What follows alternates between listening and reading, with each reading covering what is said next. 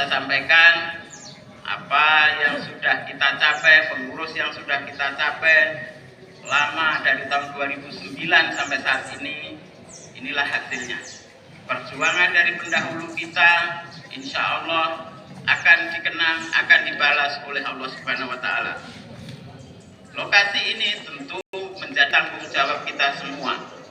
Lokasi ini menjadi tanggung jawab generasi kita, bahwa kita dibebankan untuk merawat, menjaga keindahan dan peruntukan lokasi Masjid At-Taqwa ini.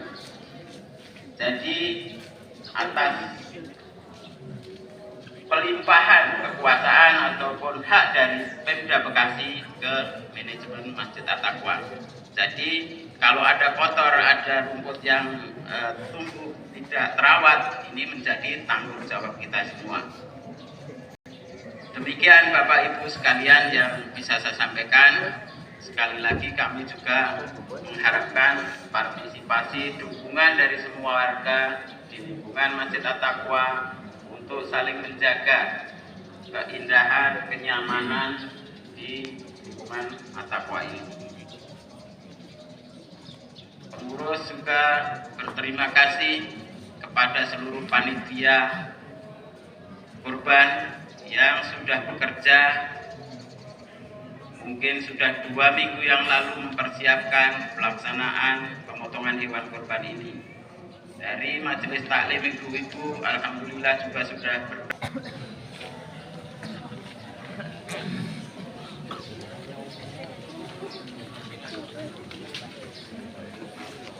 Salatu jaramah.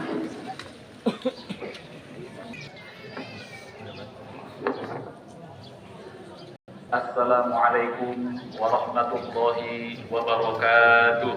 Waalaikumsalam. Allahu Akbar, Allahu Akbar, Allahu Akbar. Allahu Akbar, Allahu Akbar, Allahu Akbar. Allahu Akbar, Allahu Akbar, Allahu Akbar. La ilaha illallah. Ashhadu an la ilaha illallah wahdahu la syarika lah. Wa ashhadu anna Muhammadan abduhu wa rasuluhu la nabiyya ba'dah. Allahumma salli ala sayyidina Muhammad wa ala alihi wa ashabihi wa man tabi'ahum bi ihsanin ila yaumiddin, amma ba'd.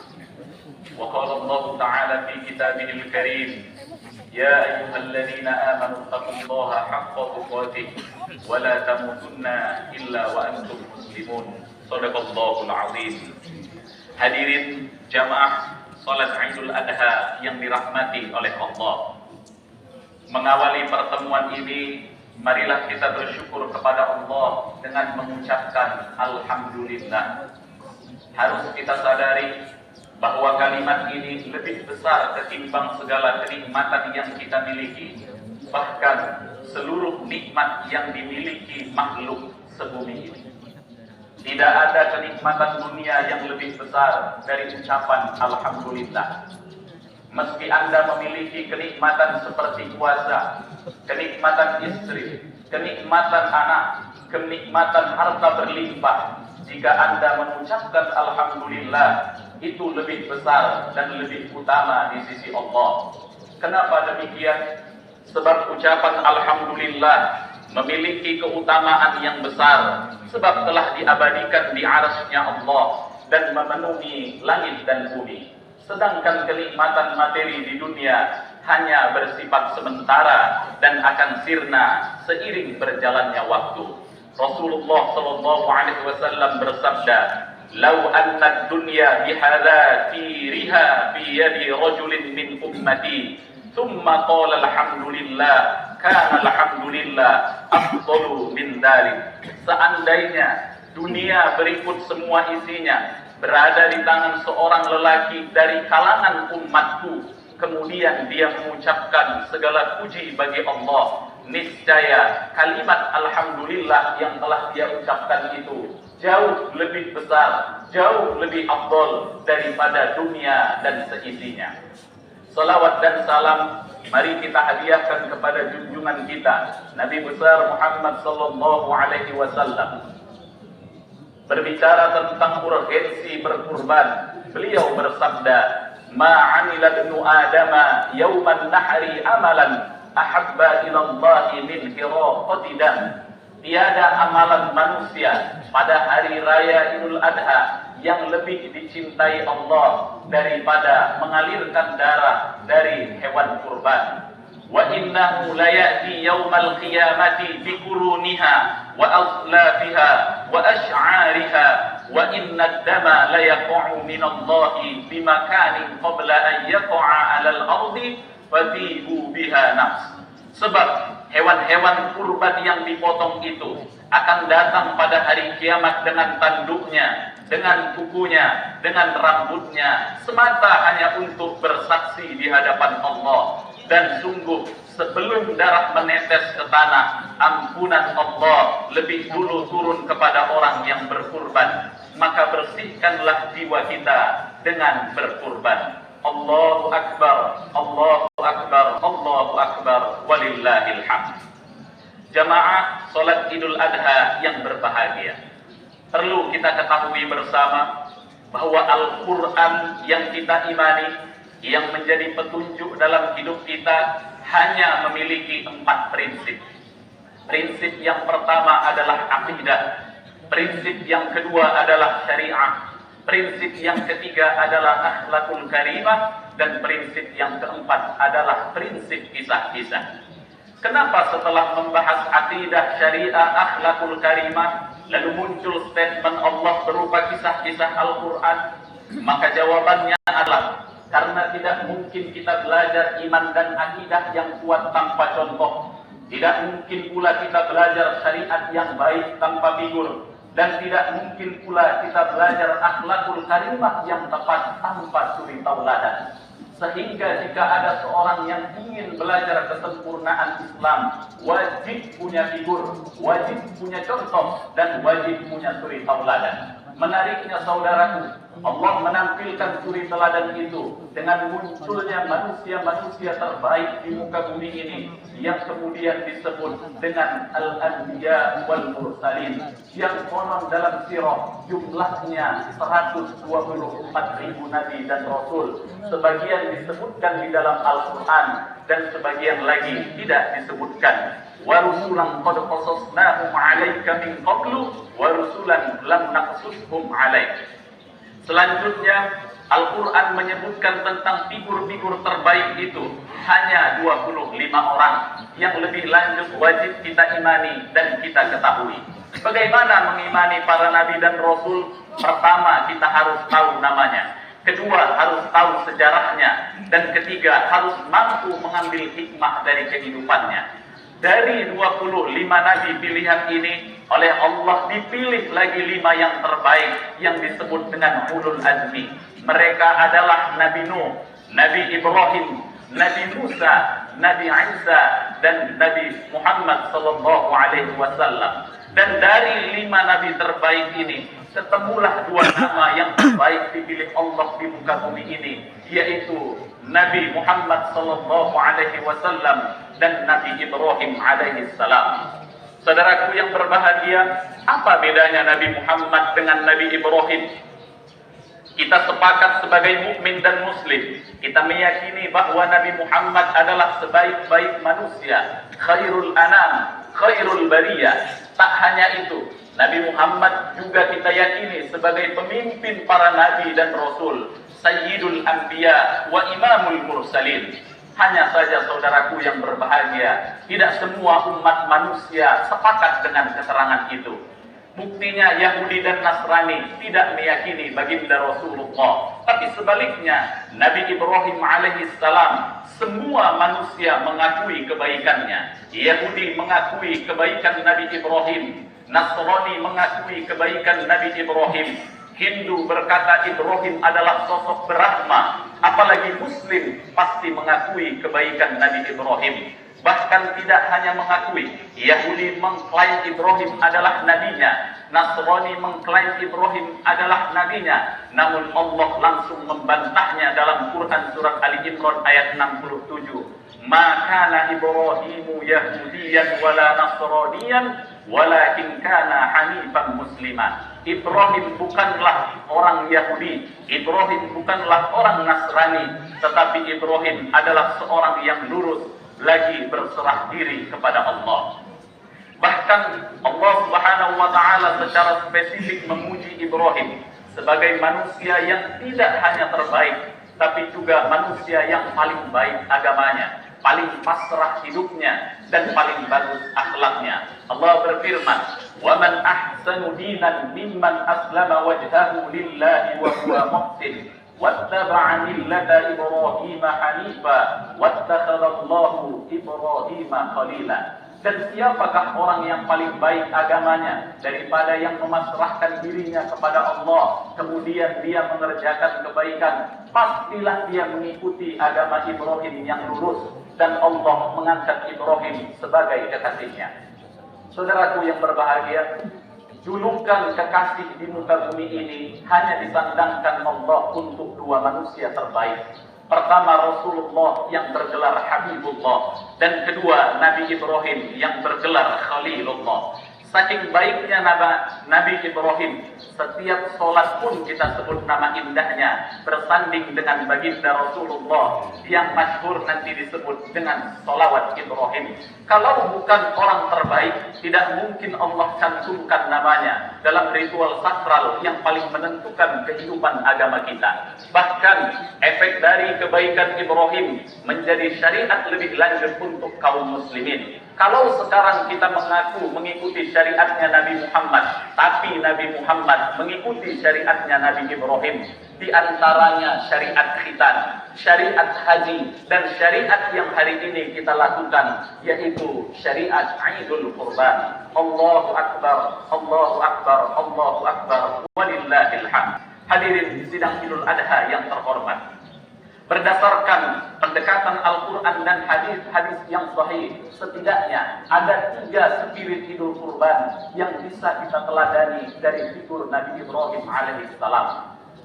Yang pertama, Idul Qurban mengajarkan kepada kita bersama bahwa untuk sukses tidak ada cara lain kecuali dengan bekerja keras. Tidak akan pernah diraih kesuksesan hidup dengan santai-santai. Tidak pernah diraih kesuksesan hidup dengan berleha-leha. Tidak ada orang sukses yang muncul dari kemudahan. Sebab nelayan hebat bukan lahir dari sungai yang kecil.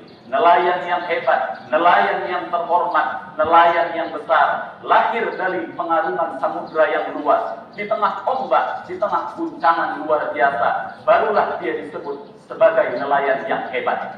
Relevan dengan hal ini, ingatkah kita kisah Nabiullah Ibrahim beserta keluarganya Nabiullah Ismail dan ibunda Siti Hajar? Ketika Nabi Ibrahim diperintahkan Allah untuk menempati sebuah burung yang gersang tanpa air, pertanyaannya, apakah Nabiullah Ibrahim menyikapi perintah Allah dengan situasi itu sebagai penderitaan? Tidak, saudaraku. Justru Nabiullah Ibrahim mengkonversi setiap penderitaannya menjadi peluang untuk sukses, mengkonversi setiap kesulitannya menjadi kemudahan sehingga lebih lanjut menyejarah di muka bumi ini. Allahu Akbar, Allahu Akbar, Allahu Akbar, walillahil hamd. Pelajaran yang kedua dari Idul Qurban mengajarkan kita bersama tentang semangat altruisme, atau yang disebut dalam bahasa Arab al-ithar. Saudaraku yang berbahagia, kalau ada orang yang kaya berderma itu biasa. Kalau ada kelapangan ekonomi, seorang berdonasi itu pun biasa. Al-Quran mengajarkan kepada kita bersama, justru saat kita membutuhkan, tetapi kita mampu berpikir untuk orang lain, itu baru istimewa. Wa yu'thiruna ala anfusihim walau kana bihim khasasa, mementingkan orang lain walaupun dalam dirinya ada kebutuhan. Para jamaah, dalam bahasa Arab ada 2 kata yang mirip tapi beda makna. Satu disebut dengan hajah, yang kedua disebut dengan khasasa. Sama-sama berarti kebutuhan, tapi beda dimensi dan kedalaman makna. Kalau disebut hajat, kebutuhannya biasa-biasa saja. Kalau dia tidak mengkonsumsi itu, kalau dia tidak menggunakan itu, tidak berarti dia terus meninggal, tidak berarti kemudian hidupnya susah. Tapi kalau disebut khososo, itu adalah kebutuhan yang luar biasa, yang kemudian kalau tidak dipenuhi akan menimbulkan masalah. Dan menariknya Al-Quran mengajarkan kepada kita, wa yu'thiruna ala anfusihim walau kana bihim khasasa, mementingkan orang lain walaupun dalam dirinya ada kebutuhan yang mendesak atas sesuatu itu. Para jemaah sekalian, inilah yang kita lihat dari Nabi Allah Ibrahim, mengajarkan kepada kita berpikir untuk orang lain, berpikir untuk kemaslahatan bersama. Hari ini kita semua mengenal istilah crazy rich, yaitu orang yang tiba-tiba menciptakan dirinya di ruang publik seakan-akan dia kaya raya. Padahal itu semua hanyalah flexing, padahal itu hanyalah sekedar pamer, padahal itu hanya sekedar ingin menarik konsumen lebih besar. Flexing, penyakit masyarakat modern di era digital. Mari kita coba melihat bagaimana Nabi Ibrahim yang pada zamannya bukan sekedar crazy rich, tapi super crazy rich. Dalam kitab Mishkatul Anwar dijelaskan bahwa konon Nabi Allah Ibrahim memiliki 1000 ekor domba, 300 lembu, dan 100 ekor unta. Bahkan ada yang mengatakan Nabi Ibrahim memiliki 12.000 ekor ternak. Ini super crazy rich pada zamannya. Tetapi Nabi Ibrahim alaihissalam tidak pernah melakukan praktek flexing, tidak pernah pamer terhadap orang lain atas kekayaannya hanya untuk menarik simpati orang lain. Beliau menjauhi praktek itu, sebagaimana penyakit hari ini yang bisa kita lihat bersama-sama di ruang publik. Orang baru sedikit sukses saja maunya langsung flexing dan pamer kepada orang lain. Saudaraku, flexing itu bukan hanya sekedar pamer dalam bentuk praktek mengumbar kekayaan, tapi flexing bisa dimulai dari kata-kata, dari perkataan, dari sesumbar untuk memamerkan kekayaan, bahwa dia sekarang masuk kepada status ekonomi sosial kelas menengah atas. Nabi Allah Ibrahim tidak pernah mempraktekkan itu. Sukses bagi Nabi Ibrahim tidak lantas membuatnya menjadi congkak. Sukses bagi Nabi Ibrahim tidak lantas membuatnya kehilangan jati diri. Nabi Allah Ibrahim ketika ditanya, "Hai Ibrahim, itu kekayaan siapa?" Nabi Ibrahim tidak mengatakan, "Ini kekayaan saya," melainkan ini semua kekayaan Allah yang sedang dititipkan ke saya untuk saya kelola. Saudaraku, orang hebat mengajarkan kepada kita semua, jangan pernah berpikir menjadi orang besar kalau mindset cara berpikir kita masih terikat dan diikat oleh harta kekayaan. Kenapa? Karena semua yang kita pikirkan dan kita praktekkan selalu diukur dengan untung rugi orientasi ekonomi. Orang hebat, orang sukses, orang besar tidak akan menjadikan dunia mencekiknya, mengikatnya, apalagi membelenggunya, sehingga dia tidak pernah berpikir besar untuk kemaslahatan bersama yang nantinya itulah menjadi investasinya di surga. Allahu Akbar, Allahu Akbar, Allahu Akbar, walillahil hamd. Terakhir, pelajaran ketiga dari Aidul Kurban mengajarkan kepada kita, jadilah orang tua yang bukan hanya sekedar mengajarkan nilai-nilai kebajikan kepada anak, tapi juga mampu menjadi teman bermain dan berdiskusi buat anak. Saudaraku yang berbahagia, di Barat hari ini muncul istilah dan konsep yang berubah dari sebelumnya. Jika sebelumnya mereka meyakini konsep learning from parents, belajar dari orang tua, sekarang ini muncul konsep baru yang disebut dengan learning with parents, belajar bersama orang tua. Dulu banyak anak yang diperintahkan orang tua belajar dari dirinya. Orang tua menempatkannya sebagai sumber pelajaran. Namun hari ini di Barat muncul kesadaran menjadikan orang tua bukan sekedar sebagai orang tua tempat anak belajar nilai, tapi menjadikan orang tua sekaligus sebagai teman, learning with parents. Menariknya, konsep di atas sudah lebih dulu dimulai oleh Nabi Ibrahim dalam mendidik putranya, sehingga kita mengenal lahirlah dari keturunan beliau para nabi dan rasul yang mulia. Lantas bagaimana bukti konkret ajaran pendidikan beliau kepada anak-anaknya? Al-Quran menceritakan, "Falamma balagha ma'ahu sa'ya, qala ya bunayya inni ara fil manam anni azbahuka fanzur madza tara." Tatkala anak itu, Nabi Ismail pada usia 13 tahun, Ibrahim berkata, "Hai anakku, sesungguhnya aku melihat dalam mimpi bahwa Allah memerintahkanku untuk menyembelihmu. Maka pikirkanlah apa pendapatmu." Qala ya abadi fa'al ma tu'mar, satajiduni insyaallah minas sabirin. Kemudian Nabi Ismail selaku anak menjawab, "Hai bapakku, kerjakanlah apa yang diperintahkan Allah kepadamu. Insya Allah kamu akan mendapatiku termasuk orang-orang yang sabar." Lewat narasi ayat di atas, kita bisa memahami bahwa ada dialog yang diajarkan Nabi Ibrahim kepada putranya, meskipun itu perintah langsung dari Allah. Inilah proses pendidikan Bapak Ibu yang berbahagia dalam menanamkan nilai-nilai ketauhidan dan menjadikan interaksi yang baik di antara keduanya dalam merespon perintah Allah. Saudaraku yang berbahagia, tidak akan pernah tercipta masyarakat yang baik jika tidak diawali oleh keluarga yang baik, dan tidak akan pernah terwujud keluarga yang baik jika ayah dan ibunya tidak bisa menjadi teladan dan tempat berdiskusi bagi putra-putrinya. Hadirin sidang Idul Adha yang dirahmati oleh Allah, sebagai penutup kita menyimpulkan dua hal. Pertama, amalan manusia pada hari Idul Adha yang paling dicintai Allah adalah berkurban. Kedua, ada 3 spirit Idul Kurban yang bisa kita teladani dari figur Nabi Ibrahim dan lebih lanjut kita kontekstualisasikan dalam kehidupan kita. Yang pertama, Nabi Ibrahim mengajarkan kepada kita bersama untuk sukses tidak ada cara lain kecuali bekerja keras. Kedua, melalui Idul Kurban, Nabi Ibrahim mengajarkan kita bersama tentang semangat altruisme, berbagi kepada orang lain. Sebab pengorbanan itulah yang sejatinya melahirkan akhlak. Semakin tinggi pengorbanan Anda, semakin luhur akhlak Anda. Dan yang ketiga, Nabi Ibrahim mengajarkan kepada kita, jadilah orang tua yang bukan hanya sekedar mengajarkan nilai-nilai kebajikan kepada anak, tapi juga mampu menjadi teman berdiskusi buat anak. Semoga kita mampu membuktikannya. Barakallahu li wa lakum.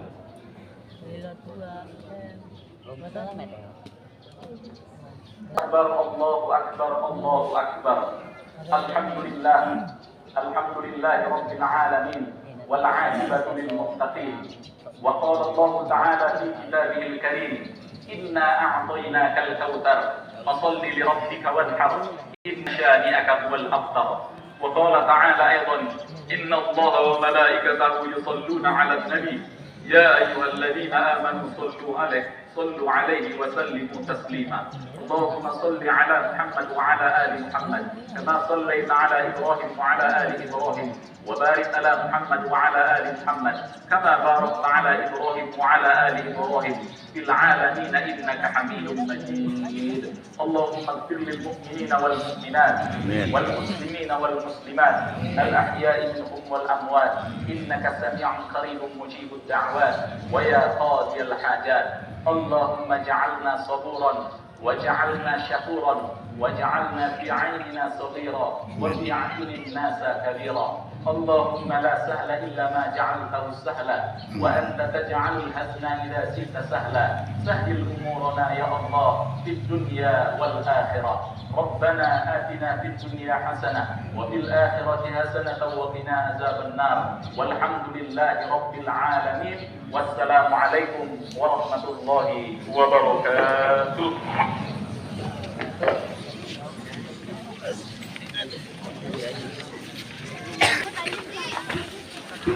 Alhamdulillah telah selesai pelaksanaan salat Idul Adha 1445 Hijriah lapangan Masjid Tasyakirin.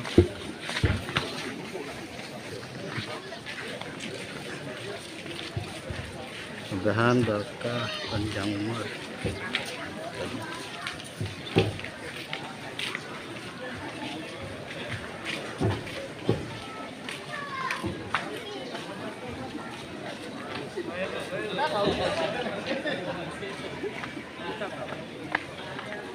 Siapa? Biar Pak, Oh, ya. biarin. Bisa. Kai. Benar. Lagi ngeliput.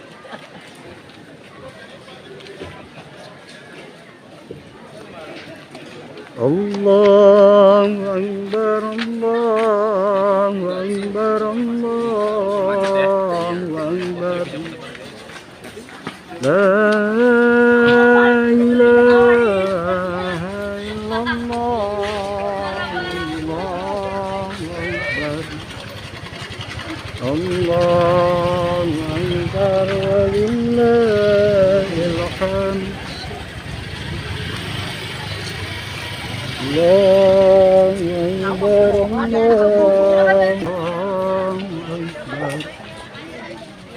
Allahu Akbar walillahil hamd. La ilaha illallah, Allahu Akbar. Allahu Akbar walillahil hamd. Allahu Akbar kabira walhamdulillahi katsira wa subhanallahi bukratan wa asila wal kariyal kafirun walau karihal musyrikun. La ilaha illallah wahdahu sadaqa wahdahu wa nasara abdahu wa junda wahdahu wahdahu.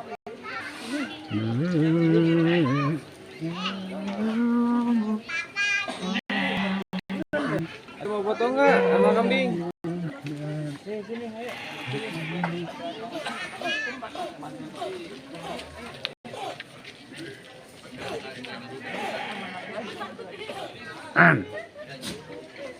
Allahumma shalli ala sayyidina Muhammad wa ala ali sayyidina Muhammad.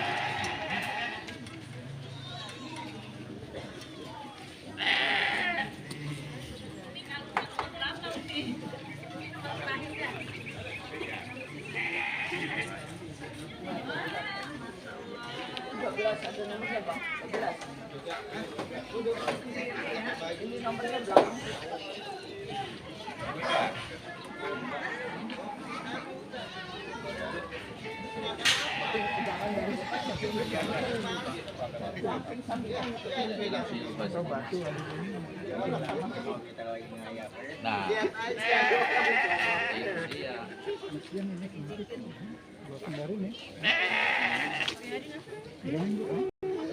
itu kegigit itu.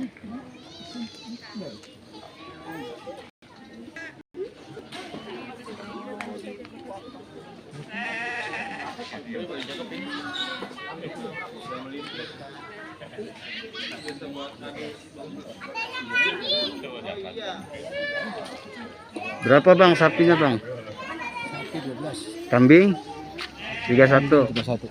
Kerbau? Kerbau 1. Kerbaunya satu ya? Boleh. Kerbau boleh dah. Dado enggak, dado? Enggak masuk hitungan kan? Dok, mana orangnya tadi tuh? Tadi ada. Tuh tadi lewat.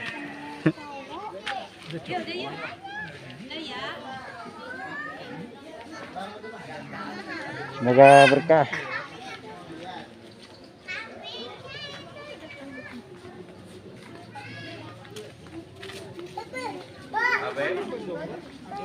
Dok.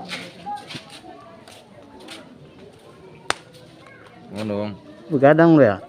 Pantesan mata masih sipit.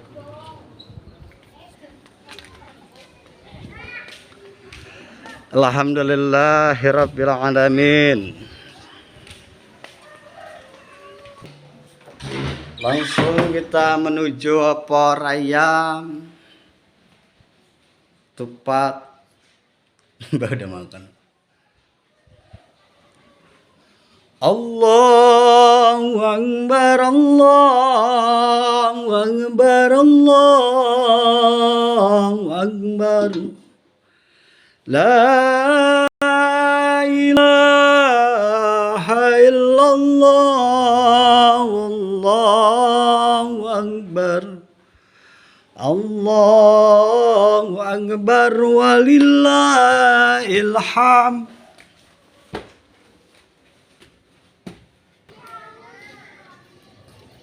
Dado, bapak gua tolong tuntun. Itu dia gitu.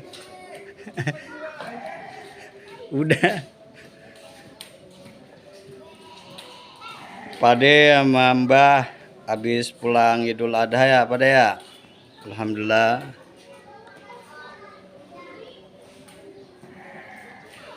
Allahu Akbar, Allahu Akbar, Allahu Akbar. La ilaha illallah, Allahu Akbar. Allahu Akbar walillahil hamd. Tuh Bang, dadonya Bang. Allahu Akbar kabira walhamdulillahi katsira wa subhanallahi bukratan wa asila. Terima kasih guys, mudah-mudahan Allah berkahi, Allah ridai, Allah sepanjang umur buat para korban, pejuang-pejuang agama Allah. Mudah-mudahan Allah ganti dengan berlipat ganda dan mudah-mudahan menjadi amaliyah nanti di yaumil kiamah, berkah dan dagingnya pun tersalur dengan baik. Insyaallah kan nanti pelaksanaan penyembelihan. Penyembelihan jam berapa deh? Penyembelihan jam berapa? Sebentar. Bukannya habis johor. Besok 2 kali gelombang. Iyalah, masa habis johor. Habis johor udah ada yang di shop. Cil, takbir Cil.